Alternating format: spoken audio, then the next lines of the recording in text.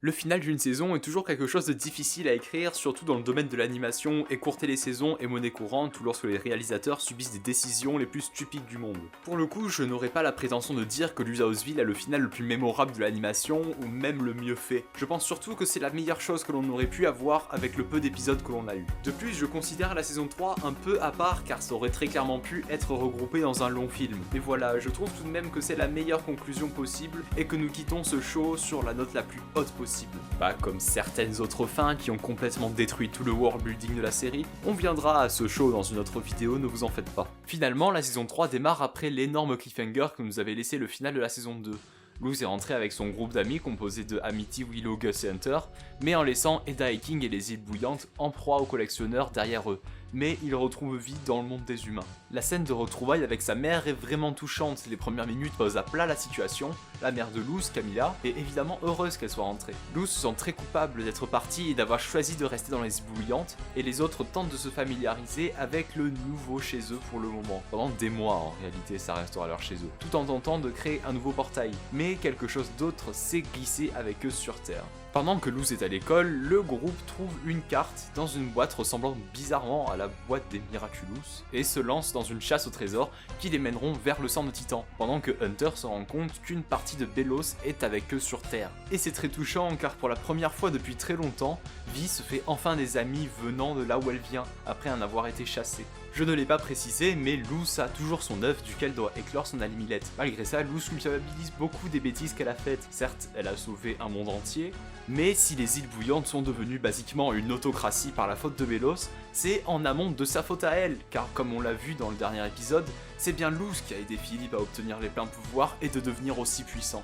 Elle culpabilise beaucoup alors qu'elle a essayé de bien faire, donc maintenant elle a peur de faire les choses, se décourage au moindre échec et a perdu ce caractère espiègle et loufoque qu'elle avait au début de la série.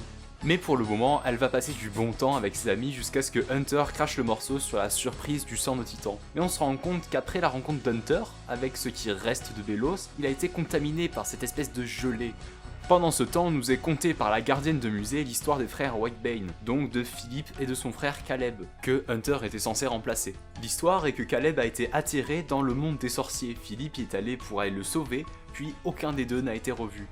Pendant ce temps, à la maison, Camilla apprend ce qu'elle a fait subir à Luz et compte rester chez elle et ne plus jamais retourner dans le monde des sorciers. Cette scène est très importante car sa mère se rend compte que, en tout cas en apparence, la seule chose qui rendait Luz heureuse était son père qui est malheureusement décédé. Et lorsqu'elle apprend qu'elle compte rester dans le monde humain pour toujours, Camilla refuse et décide d'aller lui parler. Hunter a donc craché le morceau sur le sang de Titan, mais Luz se doute de quelque chose de louche, donc préfère aller investiguer. Après que Hunter soit allé suivre ses hallucinations, Luz trouve finalement le lac sur lequel il se trouve. Il n'est plus réellement lui-même et Belos a pris le contrôle total sur lui. Ce qui finit par se transformer par un autre combat super bien réalisé et animé. Et cette fois-ci, ça doit être un des meilleurs de la série, c'est simplement impressionnant. Hunter finit donc par être libéré de Belos, mais Flapjack ne ressort pas un seul morceau malheureusement, et se sacrifie afin de guérir Hunter, un acte héroïque qui a brisé le cœur de la communauté tout entière. Donc Belos, sous sa vraie forme, retourne dans les îles bouillantes grâce au sang de Titan. En partant, il a dit à tout le monde qu'est-ce que Luz a fait et qui est réellement Hunter. Mais évidemment, le groupe lui pardonne, et eux, ainsi que sa mère, décident d'aller ensemble dans les îles bouillantes pour retourner combattre Belos. Dans l'épisode 2, nous voyons un peu ce que sont devenues les îles bouillantes sous la direction du collectionneur, et le moins qu'on puisse dire, c'est que c'est le bazar. Il considère King comme son meilleur ami, bien que celui-ci ait quelques réticences. Il finit donc par complètement envahir les îles bouillantes pour jouer avec elles.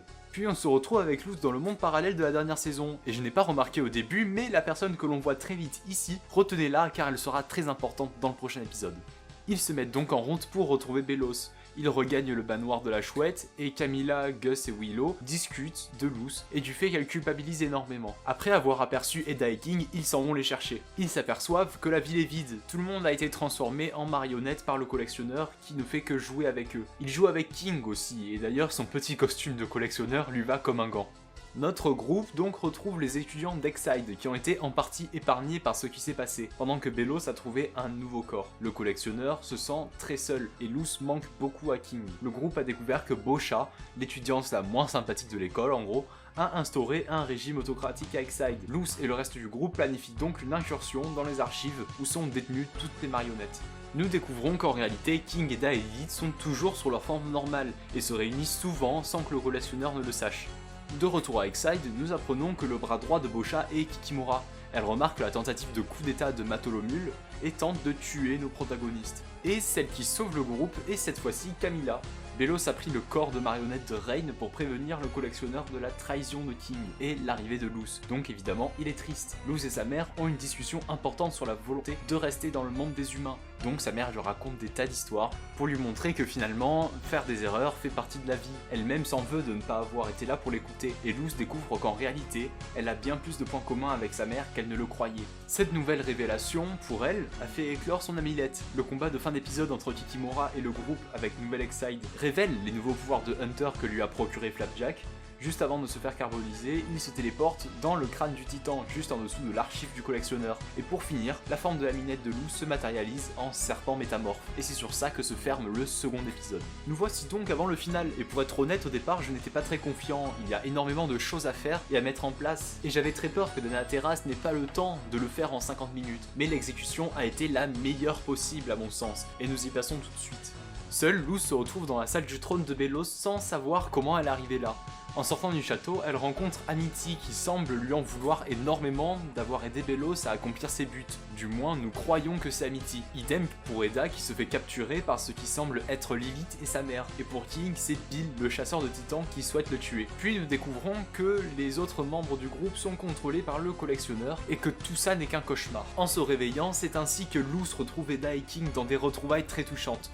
Le collectionneur, tel l'enfant qu'il est, veut leur montrer ses jeux et semble sincère en disant qu'il veut être ses amis, mais a une exécution assez pauvre, c'est le moins qu'on puisse dire, ce qui se transforme en un arc de rédemption qui est très honnêtement assez prévisible, mais qui reste quand même mignon. Et c'est par cette occasion que l'on découvre que son histoire est très triste. Il a été envoyé de force dans ce monde, on lui a retiré tous ses amis qui furent des titans, puis en croyant que le collectionneur était celui qu'il fallait blâmer, le dernier titan a décidé de l'enfermer, ce qui explique pourquoi il tenait beaucoup à ce que King soit son ami, le dernier des titans encore en vie. Pendant ce temps, Belos est toujours dans le corps de Rain et il le résiste. Il va donc aller dans le cœur du titan, qui bat toujours après tout ce temps, qui a donc pour effet de corrompre toutes les îles bouillantes. Et maintenant, Belos a donc pris possession du titan, sur lequel repose Osvin. En voulant sauver le collectionneur dans un acte de bravoure, Luz se fait à son tour corrompre par Belos, mais cette fois, pas par le sort de pierre de la dernière saison. Non, elle se transforme complètement en un tas de sorts de lumière. Et ce n'est qu'à ce moment-là que le collectionneur comprend le principe de mort chez les mortels. Mais elle n'est pas vraiment morte.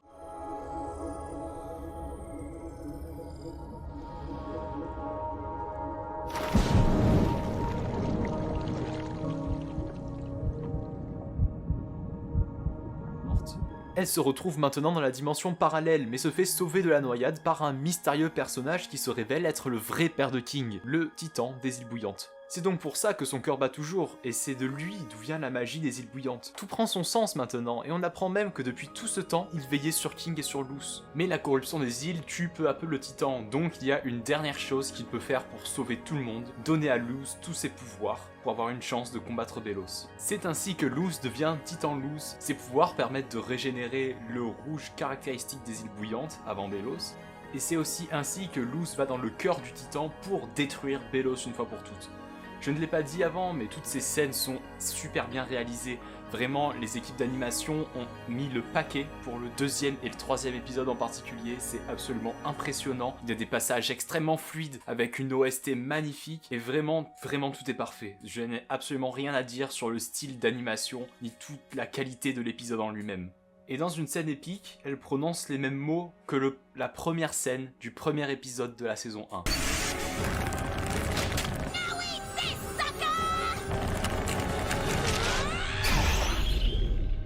Et tout est terminé. Belos est enfin vaincu, la corruption laisse enfin place à l'herbe rouge, le collectionneur peut enfin libérer tout le monde sans crainte, après définitivement avoir terminé avec Belos. Luz reprend également sa forme humaine. Et enfin, il est temps de la scène finale des retrouvailles. Tout le monde retrouve sa famille, même Hunter qui en a trouvé une. Le groupe se retrouve, Luz, sa mère, Amity. Enfin, Luz et King ont rencontré la mère de Luz, même Boubou est de retour, et la reconstruction des îles a pu commencer. Le collectionneur de son côté doit encore apprendre, il a donc décidé de retourner auprès des étoiles. Mais dire que Luz a grandi pendant tout ce temps serait un euphémisme, et rejoint Anne de Amphibia dans les listes des adolescentes Disney qui ont sauvé un monde entier, et devenant littéralement une déesse. Je vous mets la playlist dans la fiche en haut à droite. Mais malgré ce happy ending, lorsque le titan est finalement mort, la magie des glyphes, elle aussi, est partie. Mais jamais elle n'oubliera, même si elle n'a plus personne avec qui parler le langage du titan. Dans l'épilogue, Luz part à l'université de magie, et on apprend que contrairement à Amphibia, elle retourne couramment dans les îles bouillantes grâce à un portail certainement créé par le collectionneur. Le père d'Amity a trouvé un moyen de retirer les sceaux de clan de Belos pour que tout le monde retrouve ses pouvoirs, et la magie sauvage, autrefois délaissée, est désormais enseignée. Et les îles bouillantes sont désormais redevenues un endroit où il fait bon vivre, et après ces quelques années, les pouvoirs de King grandissent, et un tout nouveau langage de glyphes est à découvrir pour Luz. La conclusion a réuni tous les personnages que nous chérissons tant pour un dernier au revoir. Après avoir lu la fin, je pense clairement que c'est la meilleure que la série aurait pu avoir. Surtout, très important, ça ne ferme pas la porte à Disney pour faire une autre chose avec la série. Il y a déjà des rumeurs, mais je vous informerai de toute nouvelle information lorsqu'elles sortiront officiellement. Sur ce, cette série fut réellement incroyable, et sa popularité a prouvé à Disney que l'on pouvait faire des séries visant des ados avec une bonne sérialisation. Et j'espère que dans son prochain batch de séries, Disney prendra ce succès en considération. Si vous êtes arrivé jusqu'ici, je vous invite à vous abonner si ce n'est pas déjà fait, et je vous souhaite une excellente journée.